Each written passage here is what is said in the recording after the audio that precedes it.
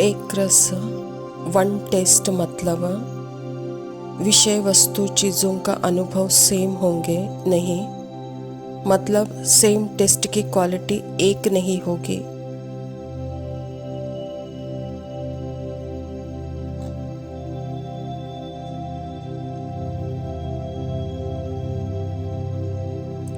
Thoughts बदलते रहेंगे, feeling बदलती रहेगी, इमोशंस बदलते रहेंगे, सेंसेशंस बदलते रहेंगे।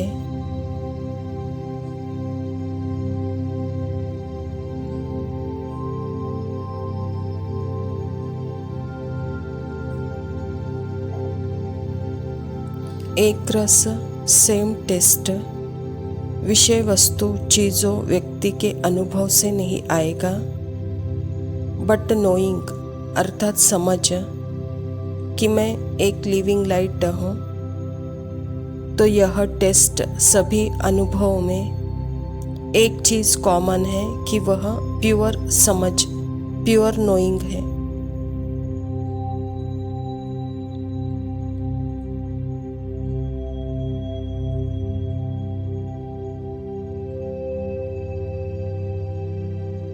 नोइंग समझ जो सर्व अनुभवों को प्रकाशित करता है, उस ट्रू नेचर को जानना, वो है एक रस।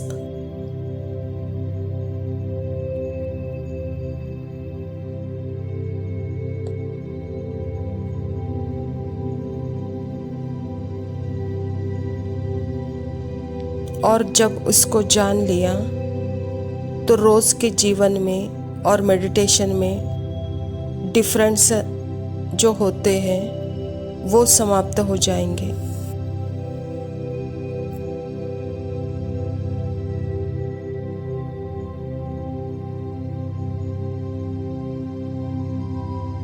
क्योंकि विषय वस्तु के चीज़ों की अनुभव सदैव बदलते रहते हैं, चाहे आप खाना बना रहे हो या बाहर जा रहे हो या अमृत वेले मेडिटेशन में बैठे हो या फ्रेंड्स के साथ हो या मीटिंग्स में हो, यह बदलते रहते हैं।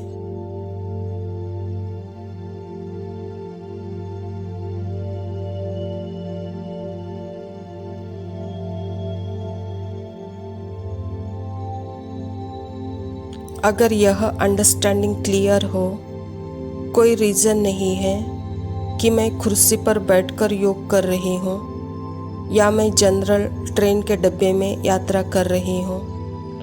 It's a same test, one test.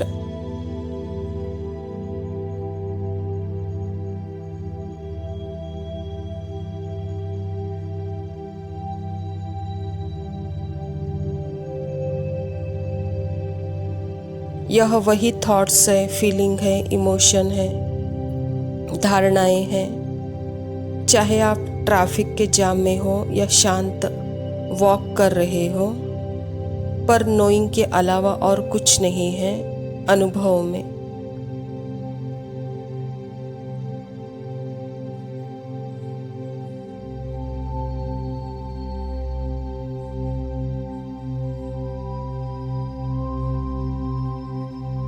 बाबा कहते हैं एक रस नेचुरल और नॉर्मल है, अभी भी चेक करें। क्यों? क्योंकि कोई भी स्पेशल एक्सपीरियंस के लिए बैठे हैं अमृत वेले,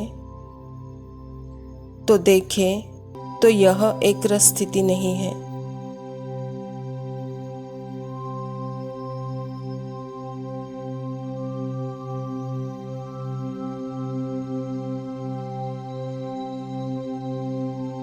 क्योंकि अभी भी मेडिटेशन अलग है और रोज़मर्रा की ज़िंदगी अलग है। शुरू में जब हम मेडिटेशन में बैठते हैं आरंभ में, तो हम अपने अनुभवों से मुँह मोड़ लेते हैं, हम विचारों से मुँह मोड़ लेते हैं, हम उनसे उलझते नहीं हैं, बस थोड़ा पीछे हटते हैं।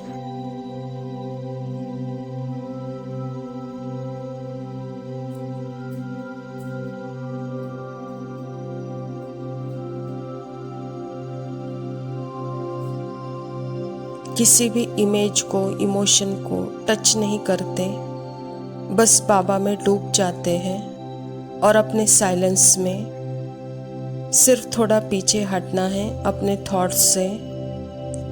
कोई भी थॉट आए उसके साथ ट्रैवल नहीं करना है।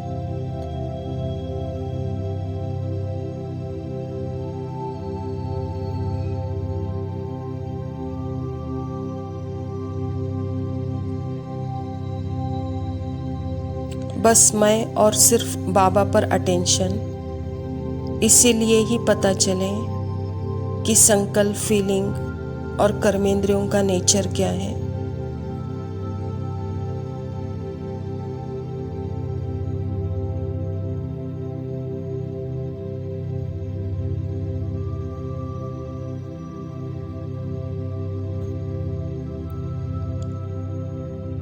आत्मा का नेचर चेंजलेस है और स्थूल इंद्रिया, सूक्ष्म इंद्रियों का नेचर चेंज होने वाला है।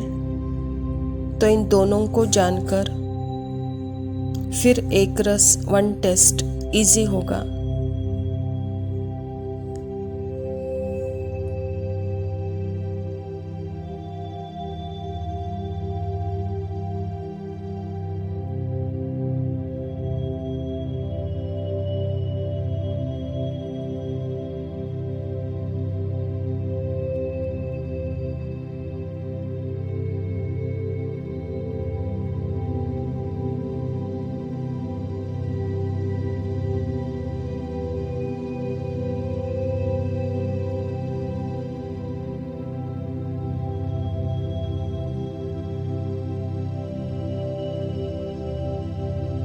ओम शांति।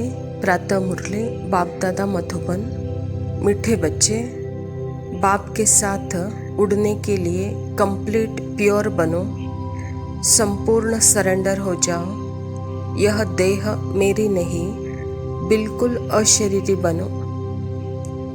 स्वयं परमपिता परमात्मा शिव बाबा प्रजापिता ब्रह्मा के तन में आकर के हम बच्चों को अपने कंप्लीट प्योरनेस का ज्ञान दे रहे हैं, क्योंकि आत्मा सदा परफेक्ट है, कंप्लीट है,